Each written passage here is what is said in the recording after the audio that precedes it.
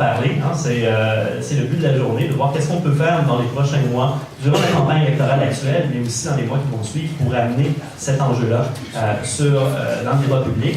Il y a plusieurs actions que le MDN est déjà en train d'élaborer. Il y a le travail qui se fait au niveau de capsules vidéo qui vont être produites pour être diffusées dans les médias sociaux.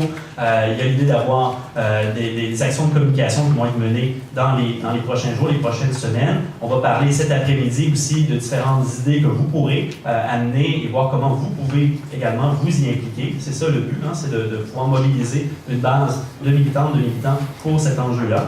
Alors, pour passer à la prochaine étape, je vais inviter donc Myriam Famy, qui est responsable des publications à l'Institut du Nouveau Monde et également impliquée dans autres activités, qui va pouvoir venir animer ce panel-là. On va porter sur différentes thématiques. Très brièvement, on va parler, M. Clich parlait de M. Bélan, qui va bien entendu pouvoir nous revenir sur les États généraux et qu'est-ce qu'on en retire de ça, qu'est-ce qu'on en retient et qu'est-ce qui se passe 10 ans plus tard de ces États généraux, hein, comment on se sent aussi, parce que je pense que vous avez investi énormément d'énergie, de temps et de passion dans ça. Donc 10 ans plus tard, parce que ça fait un peu plus de 10 ans, c'est en 2003.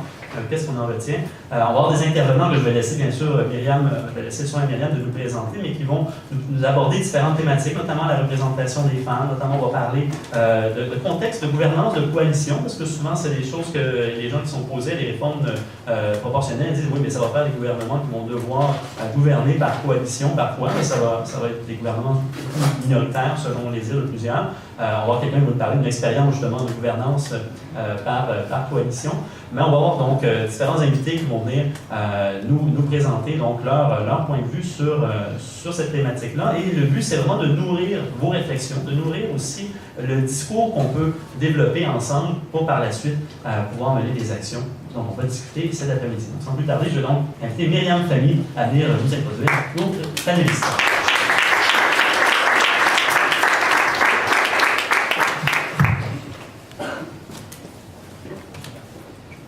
Merci Jean-Sébastien, merci beaucoup. Bonjour tout le monde, merci d'être là et merci à Jean-Sébastien au MDN de m'avoir invité à animer cette table ronde. J'aimerais tout de suite inviter nos panélistes, nos 5 panélistes à venir ici à l'avant pour que vous asseyez dès maintenant, qu'on puisse voir vos beaux visages et déjà vous connaître un peu.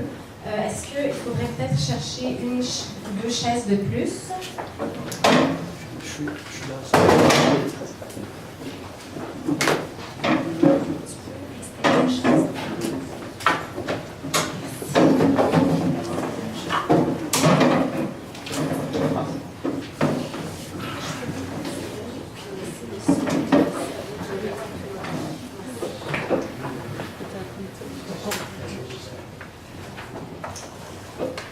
Donc,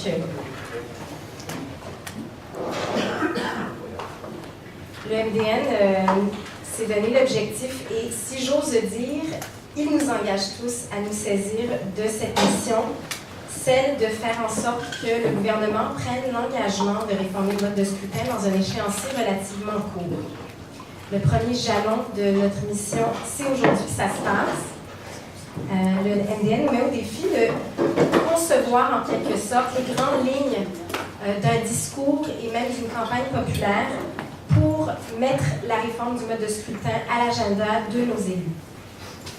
Pour lancer la journée d'aujourd'hui, nous avons le privilège d'entendre 5 panélistes qui sont aux premières loges de ce chantier de la réforme du mode de scrutin. Ces 5 personnes sont M.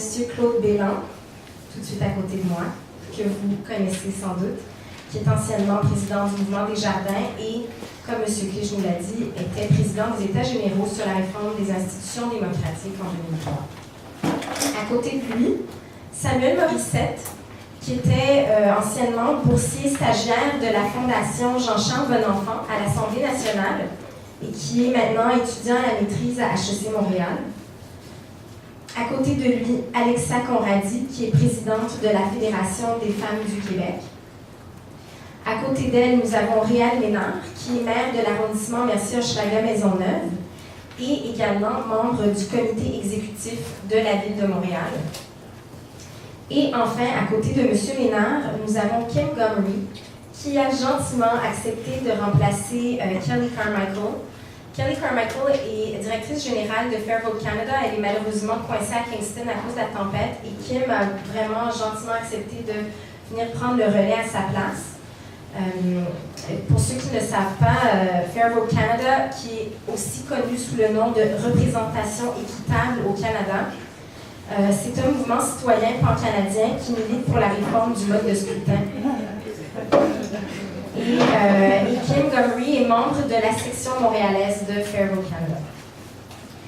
Alors, merci à vous cinq d'être là. J'aimerais donner quelques consignes pour la table ronde. On va commencer par leur donner la parole à tour de rôle. Ils auront chacun 10 minutes pour prendre la parole, faire leur première allocution. Et je serai assez stricte sur le temps. Ensuite, nous aurons un échange entre les panélistes. Je pense que ça sera intéressant de voir comment chacun d'entre eux réagit aux propos de leurs collègues. Et dans un troisième temps, nous allons ouvrir le parterre pour vos questions. Et pour finir le tout à midi, pour aller luncher, c'est un dîner libre qui sera ponctué d'une conférence de presse, si j'ai bien compris, à 12h30.